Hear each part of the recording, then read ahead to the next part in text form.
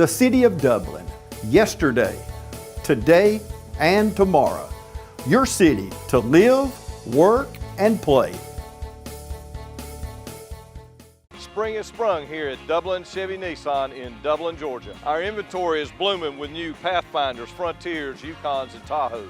And with spring break coming up, there's never a better time to come into our award-winning service department for a checkup. And remember, Doug sells service well. With that spring trip coming up, there's never a better time to find a new or pre-owned SUV. If you see an HD or a Tahoe on our lot or online, don't wait or you'll miss out. Hurry in to Dublin Chevy Nissan.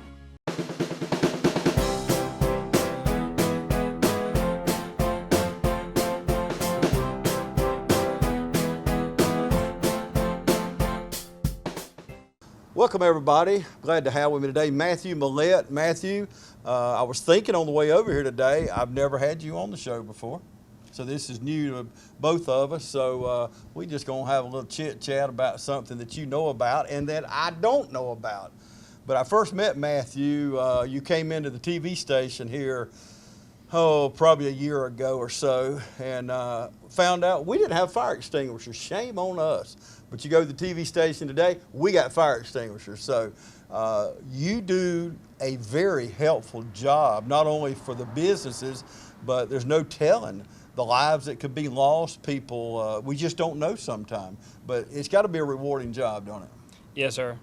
It's rewarding to know that when I'm going around, I'm helping businesses and the people who go into them be safe, be able to go home. Having those extinguishers is a part of safety for if there's a fire in the building as well as around the building. A lot of businesses actually utilize them to put out car fires.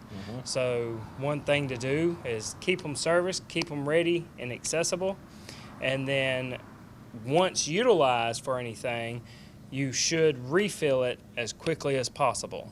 Okay. What if we don't use them? How long are they good? They are certified by a fire extinguisher company annually. That is a requirement for the state of Georgia and per fire code. So once you get it certified, it's good for 1 year of the date stamped on the yellow tag that is put onto those extinguishers. Okay. See, I learned something else new. Y'all better hang on to this interview, because if you're as lax as I am on some of these rules and regulations, laws in some cases, that help us.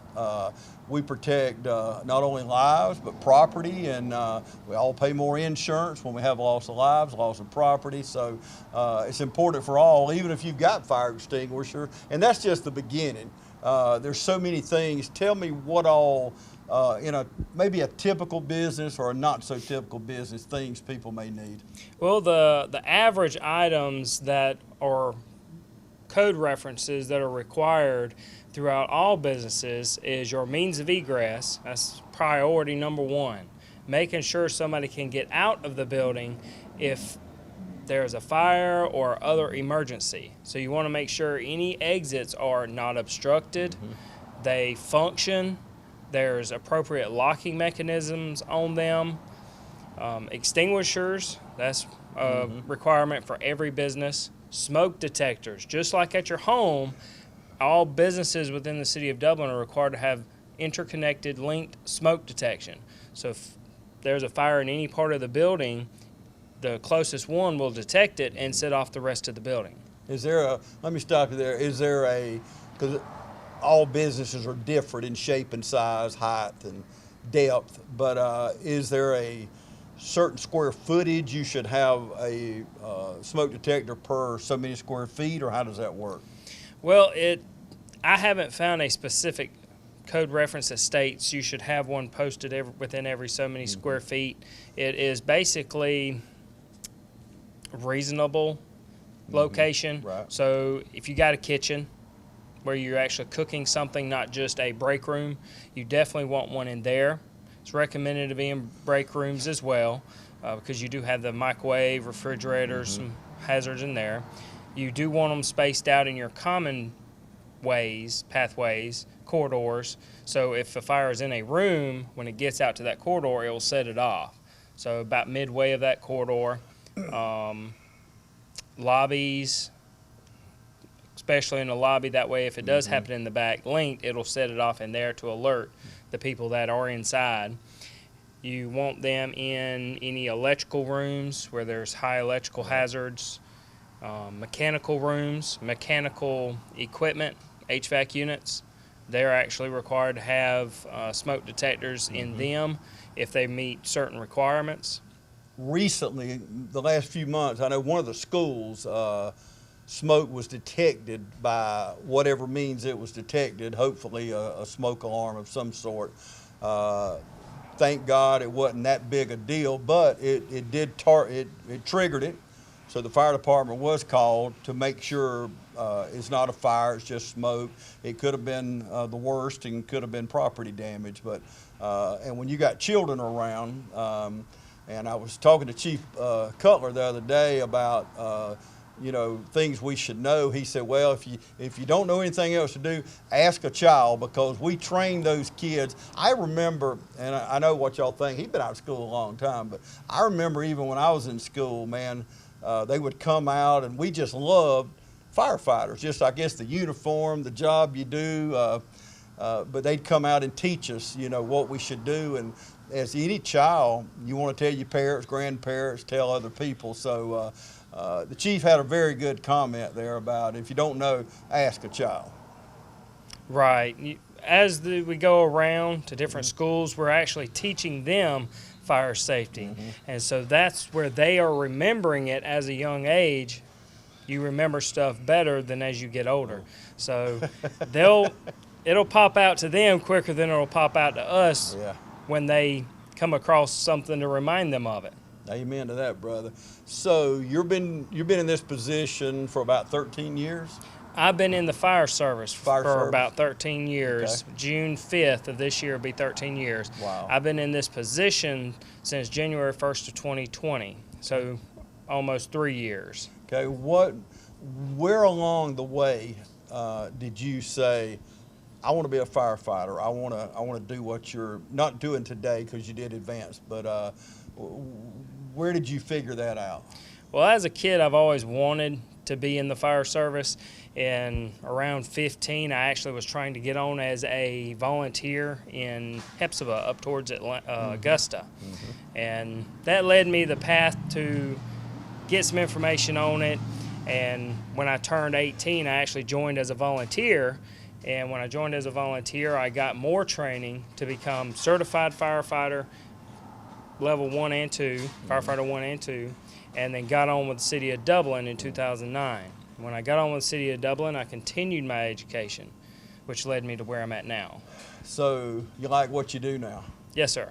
Yeah, it shows, and it's the kind of position I kind of compare it to being a nurse or a doctor. You just gotta love what you do. You gotta love helping other people. And I look at firefighters, first responders, EMTs, police officers, whatever. But you don't do it to get rich.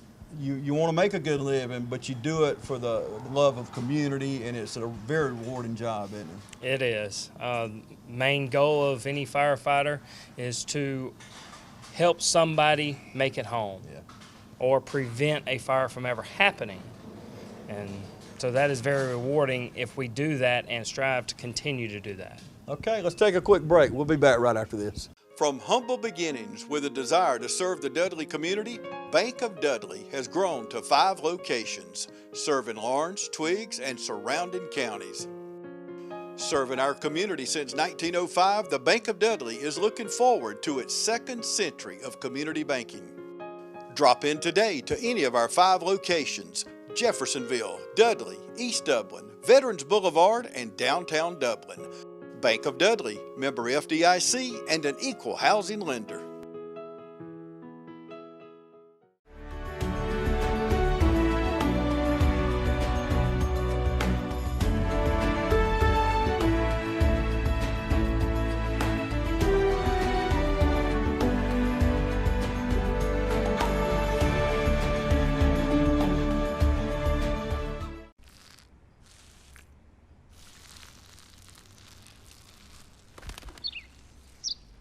Maybe he landed here totally by coincidence. But if by chance he's admiring your fresh coat of Benjamin Moore soft sky blue, well, that's a pretty high compliment. Coming from an expert. Quality products and installation since 1985. That's Four Seasons. Welcome back, everybody. I'm continuing my conversation. If you're just joining us, I'm with Matthew Mallette. He's a fire inspector for the City of Dublin Fire Department. And if you've not seen Matthew around and you own a business, look for him real soon, because he's probably headed to a business near you, because he's out every day working for our community to make our employees safer, the employer safer, the property, and so many things about this. But you were talking a minute ago, we talked about how long you've been in the fire service and then fire inspector. What kind of qualities do you need to do the job you're doing? You need to be able to be observant, see things when you're going through a building. And people go through buildings every day. Their minds are set on what they're looking for. So I have to be open to everything, because people will walk past a blocked door, an extinguisher on the ground, hidden stuff behind the counter, things that are there for their safety, they think nothing of. Yeah. So observance is very important for this position. And I would think, like our business, you are so accustomed to things being the way they are.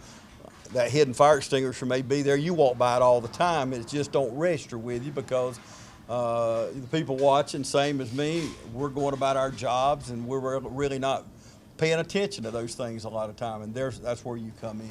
Right. Habits. Even at home, you'll buy an extinguisher for the safety of your home. You'll take and put it up under a counter, above your stove. Those are actually the worst places to put it. You really want to do it just like what the fire code states for businesses. It needs to be placed in a very conspicuous place, readily accessible at all times. So by your exit door is a very good spot to put your extinguisher, even at home. And even in businesses, that's a good location. In a business, they should be mounted within 75 feet from any point of a building. So wherever you're standing, you should be able to reach one within 75 feet in one direction or the other.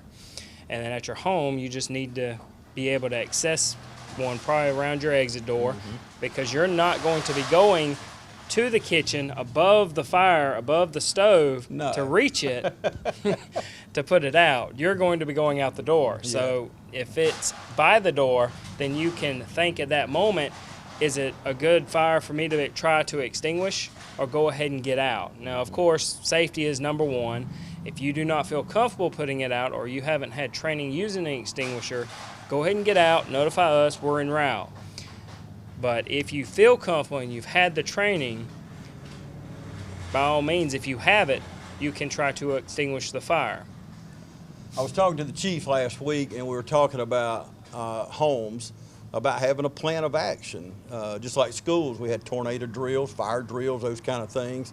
And at home, we should all sit down with our families and have a plan of action, make sure all the windows open, let the kids know, because you're not thinking when you hear fire, you just know whatever we've drilled and whatever we planned, that's where we're going to go.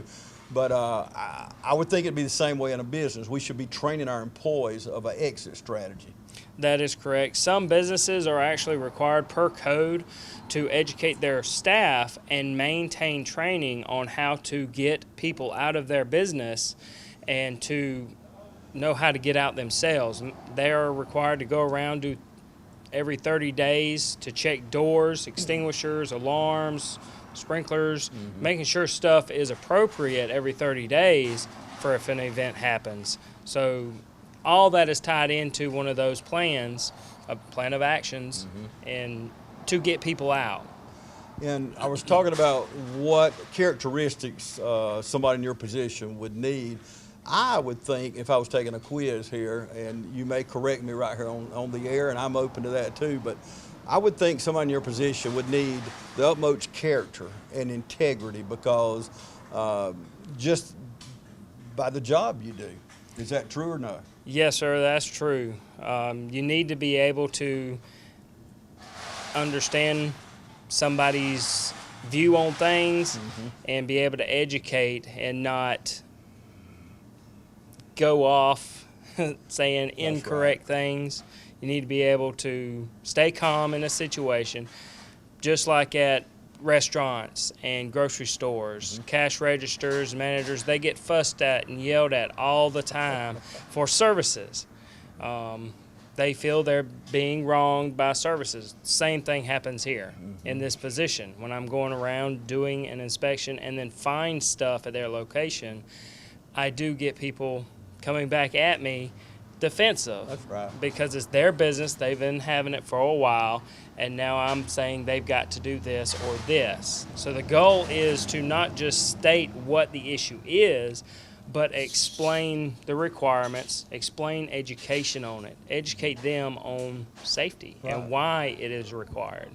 That helps a lot of the times settle the situation and items get corrected. Well, you kind of, my grandpa would always say, upset the apple cart there. You know, it's their business. They've been running it for so many years, and it's been fine all them years.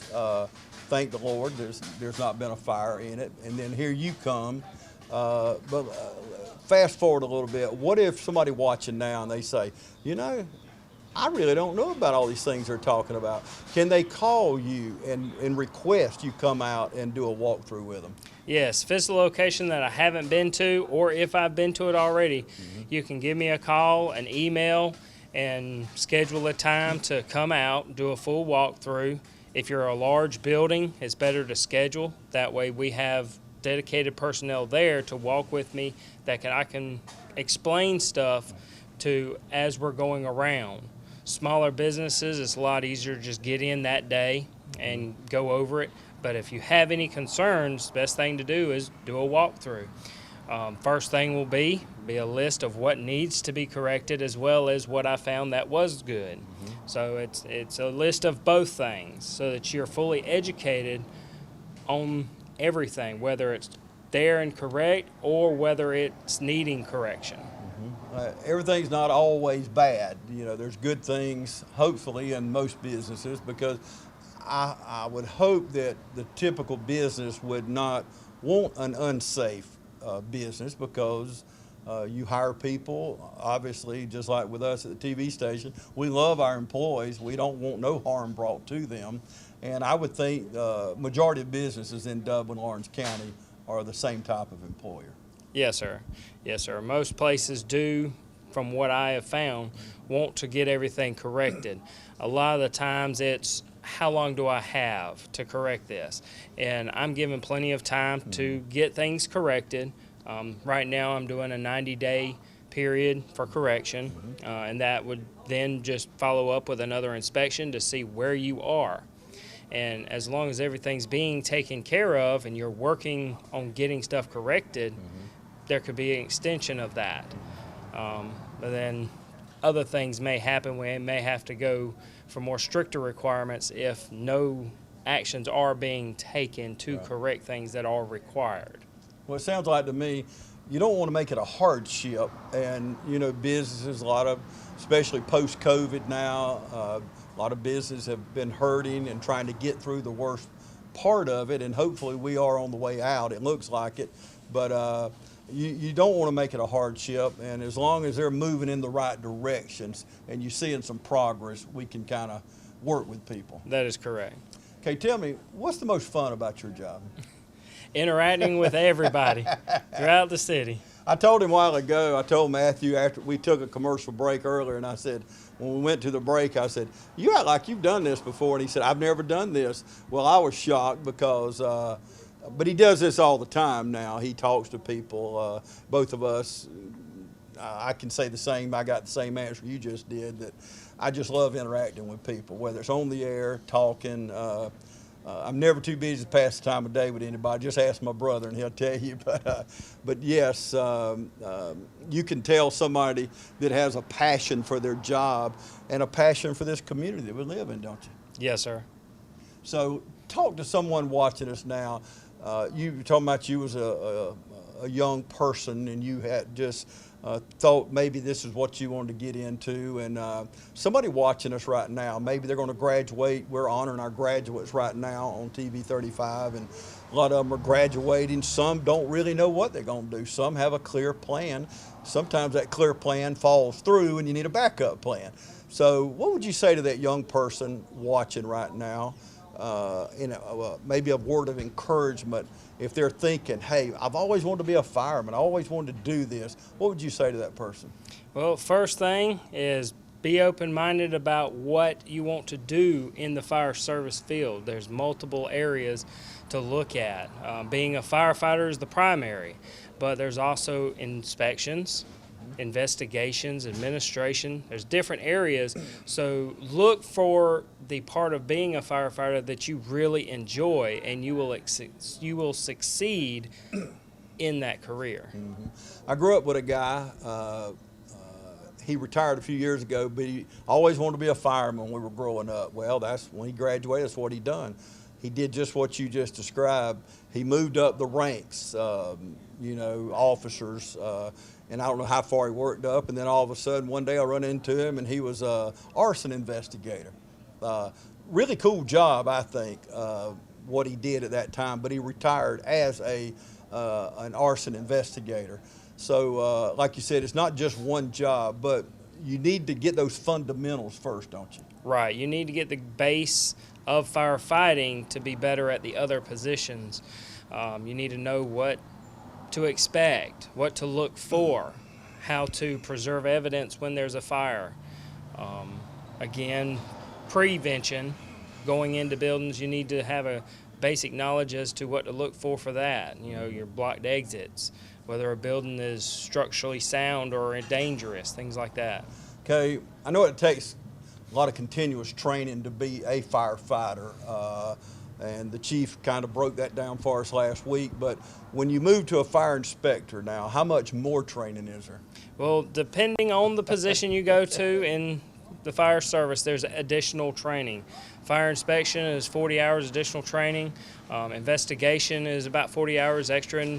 So if you're getting both of them combined or additional, there's a lot more training involved. Now, the state of Georgia as well has a minimum of 24-hour requirement. So 24 hours for the state, 40 hours for inspections, 40 hours for investigations. Some of that is able to be used against the other to equal the training. Some of it they don't. So it's very important to know that you're going for whatever position. It may entail extra training you're needing to get done on a regular basis annually. Well, I've got to tour the facility in Forsyth. Oh my goodness, what an awesome, we're very fortunate in Georgia to have, and especially Dublin right up the road there. It don't take a long time to get to Forsyth, but I've saw the training field, I call it, out there with the buildings and different things, because counties, even like Lawrence County, we can't afford a lot of these things. And then you get Truitland and Montgomery and Johnson, some of these smaller counties, surely they can't. So that's been a godsend, I think. You agree or disagree? I agree. It's a good location for it. It's the middle point. It's the main facility for the state. There are some branches throughout in other jurisdictions that are a part of the Georgia Public Safety Training Center, but it covers everything you can think of: EMS, fire, law enforcement, and they have all kinds of equipment, and the fire service is able to use some of the law enforcement stuff. Law enforcement is able to use fire stuff to get all the training that they would need, like search and rescue, firefighting, scuba diving. Oh, scuba! No wonder you hesitated there. Diving for going into the water. You know, making sure everything. Wow, I love to swim, but I don't know if that scuba diving's for me. So, I was already going to ask you this, but now I'm surely going to ask you now. But do you look forward to training, or do you kind of dread it a little bit? I look forward to training because training betters me not only on the mind for knowledge, but betters me for going out to the buildings, communicating with people, because I'm interacting with all these different agencies and different people when I go to training. So it helps me all the way around for training, knowledge, education. Yeah, Oh, and I'm with you there. I love advanced training at whatever we do, because I was always taught growing up, I'm a country boy, when you're green you grow, when you're ripe you rot. So we need to always be growing, and that's so true in any business. But we're going to take another break and come back and wrap things up. You stay with us. My name is Phil Patel. I am one of the part owners here and the general manager here at the Hampton Inn & Suites. First time when I got introduced to Morris Bank, the people were so friendly and helpful. You feel like that you are appreciated there. At Morris Bank, everybody down at the bank is so friendly, and not just to myself, they're just friendly to everybody. They want us to succeed because our success is their success at the same time. That makes a lot of difference, and they're always there for us. The City of Dublin Natural Gas provides the most cost-efficient source of energy available today. So for your home, choose the most natural resource. Safe, clean, efficient. All new subdivisions around the Dublin area have natural gas available. Start reducing your energy bills today with Dublin City Natural Gas Department. Natural gas, the smart choice. Call 277-5048 today and let us help you start saving today. I'm Heath Richter, and we just want to invite everybody to come on down to the Houston Clinic and check us out at our new facility.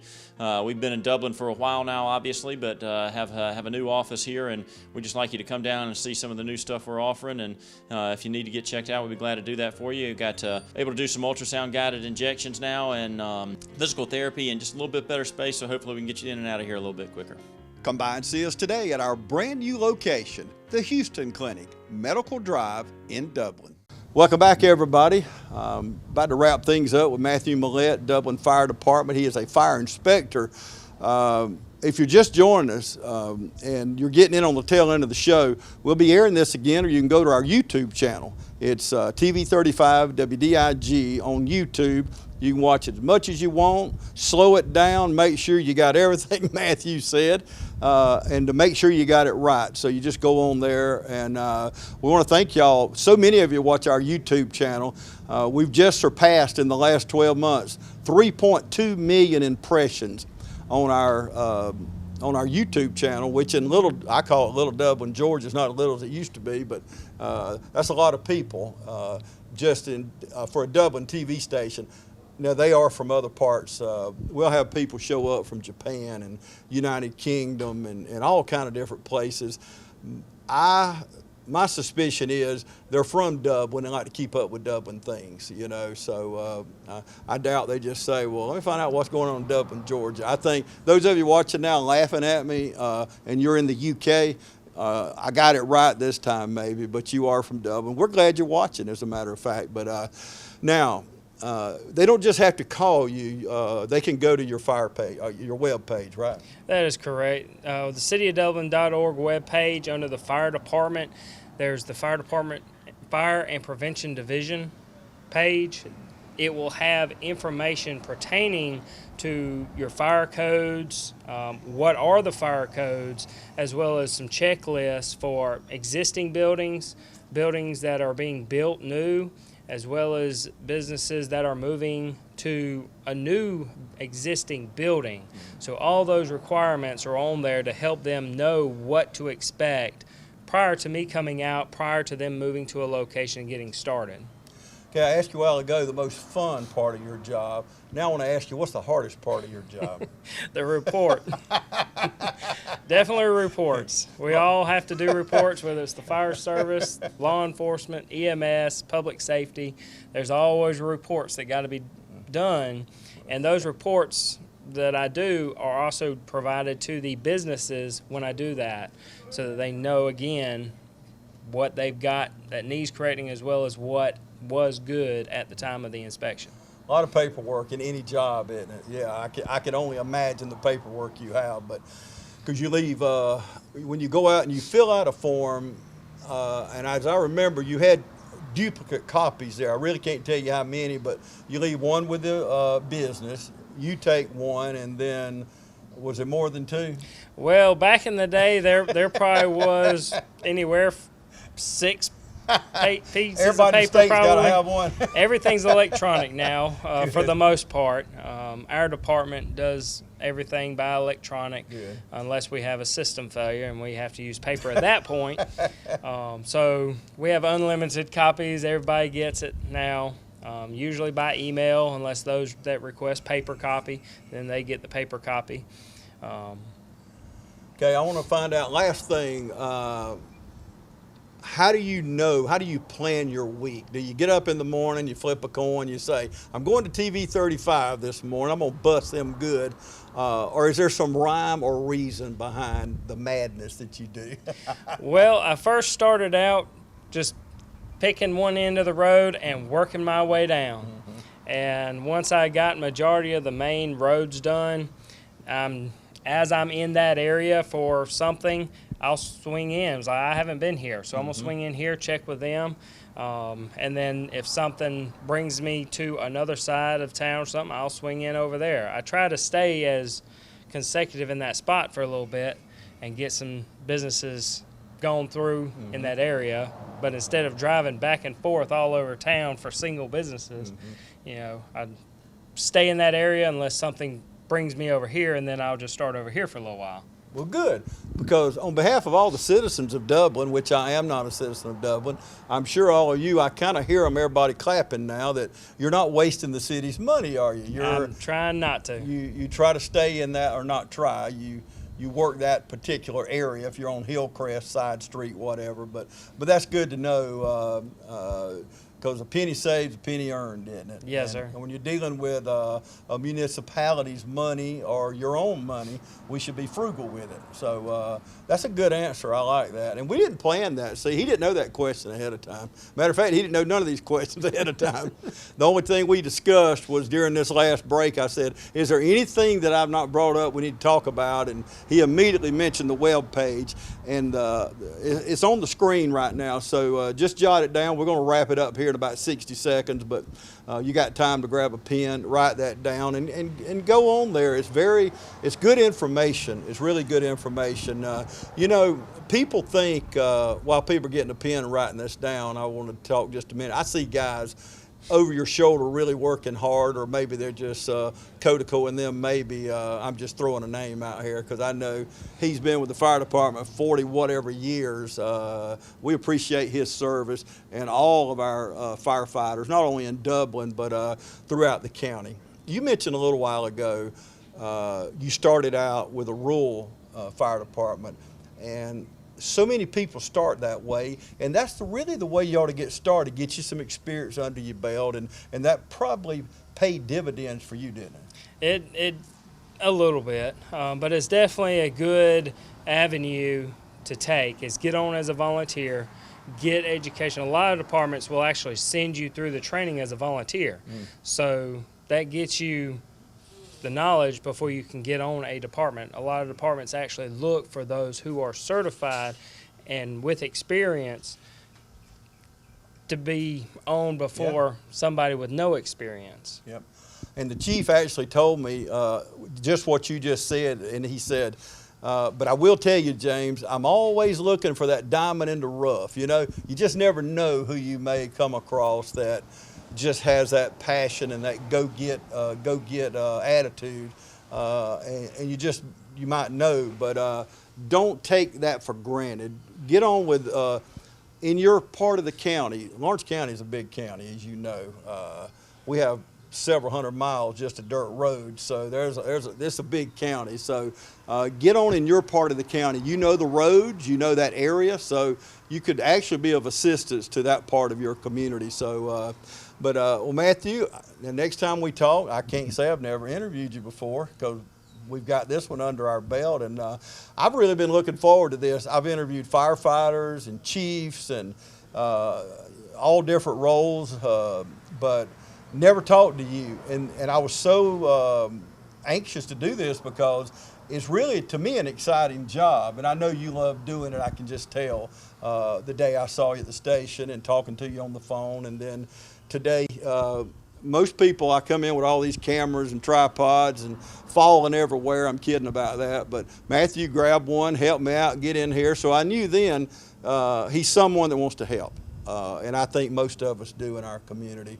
We love this community, want to help, but thank you so much. I know you're busy, you're out doing the job of the city, but taking this small window of time here and talking to me, I really appreciate it. Well, thank you, sir. Okay, Matthew Mallette, he's our fire inspector here in the city of Dublin. Go to the website, it's still right there on the screen, and get all the information you need. Or you can call Matthew. We're out here at your office is right here at the Shamrock Station, isn't it? That is correct. Now, you're not going to find him here much unless he's doing all that paperwork he talked about. But we appreciate what he does, and we appreciate all our first responders. Thank you for joining us today right here on TV 35.